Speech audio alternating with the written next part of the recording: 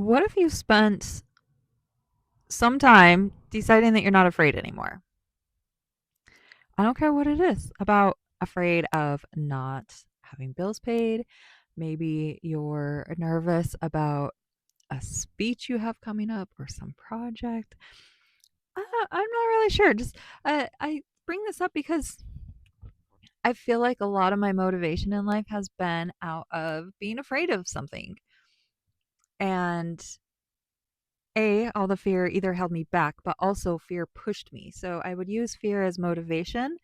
And then once I took that fear out and the purpose behind the motivation shifted, I learned a lot about myself. So there's that. Oh, by the way, I'm Deb. I like to share about the human experience to help others with their human experience. This channel is called Awaken with Deb. It spawned off of a lot of Instagram work for the last few years. And now we're moving to YouTube, mostly because the videos and discussions need more than 60-second clips and 150 word captions or whatever it is. So here we are. I'm posting videos daily and ultimately aiming for nighttime lives. And those lives are meant to have interaction, kind of a freebie at coaching, if you will. And I've learned that the lives usually actually draw in random people. So as it's interesting to see the synchronicities of what each live video ends up being like. So, if that interests you, come show up, maybe browse some of the videos on my channel first, and then, yeah, 7 p.m. Mountain Standard Time, 1 hour ahead of California, 2 hours behind New York, 8 hours ahead of the European area. I do have handfuls of people that wake up in the middle of the night to come and join. So, there's that. And ultimately, a lot of this journey has been the word self-development and healing has been thrown around a lot, and I'm moving away from those because we're not broken, so we don't really need to heal. And how they say you need to feel it to heal it. Like, yeah, because you need to feel it, yes. But the healing aspect is more of an integration. I like to think of a healing like healing is for skin and wounds. Yes, we might be wounded, and that's where the healing aspect comes in. But I don't think it's we've been wounded. I think that there's emotions that are rising to the surface that want to be recognized. And I wouldn't consider that a wound because that's you. Have you seen the movie Inside Out? It takes a few basic emotions and portrays them as people inside a person's head. They're, think of them like at a spaceship and they're controlling this cartoon character. So I think it starts off as a child and then the series changes into a teenager. Anyways, there's a character called Joy and she's just positive all the time. It would be your toxic positivity character. 333 as I said that. So there you go. Your manifestation one. Horo. She's like, "Yes, we can do this. Positive. All these things." And it's the other ones, there was anger, and everyone loved anger. I mean, that he got along, but the story was based around sadness. And so let's see. There was joy, anger, sadness, and joy, anger, sadness, envy, and some awkward or shyness, maybe shy guy. I don't know the other ones. But joy and sadness didn't quite like sadness, okay? And she was very passively like, I need to like you because I'm supposed to like everybody, but it was obvious that she didn't really like her. She was just kind of like tolerating her.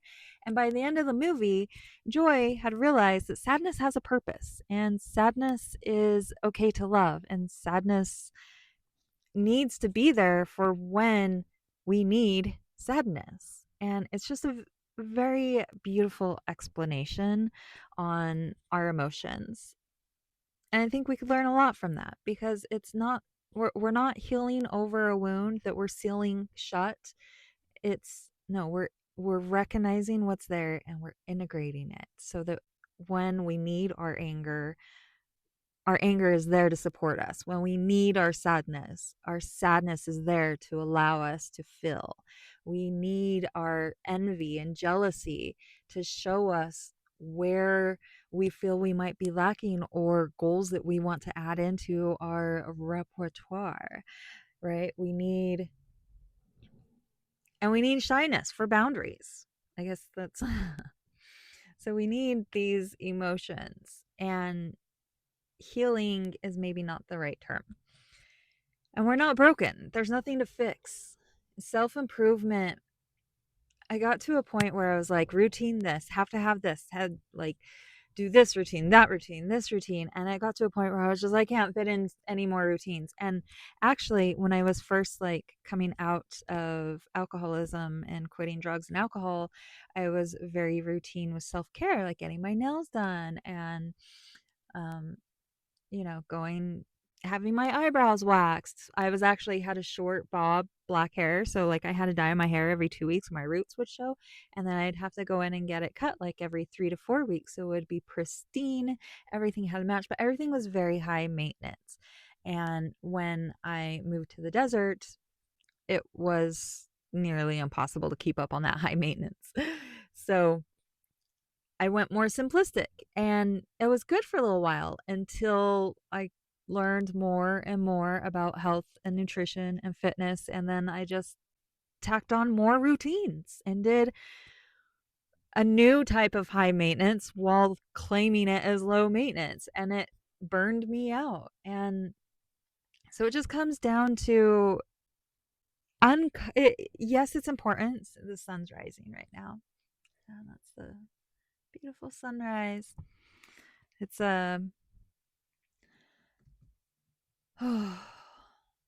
lost my train of thought with the sunrise, and some people just pulled up behind me.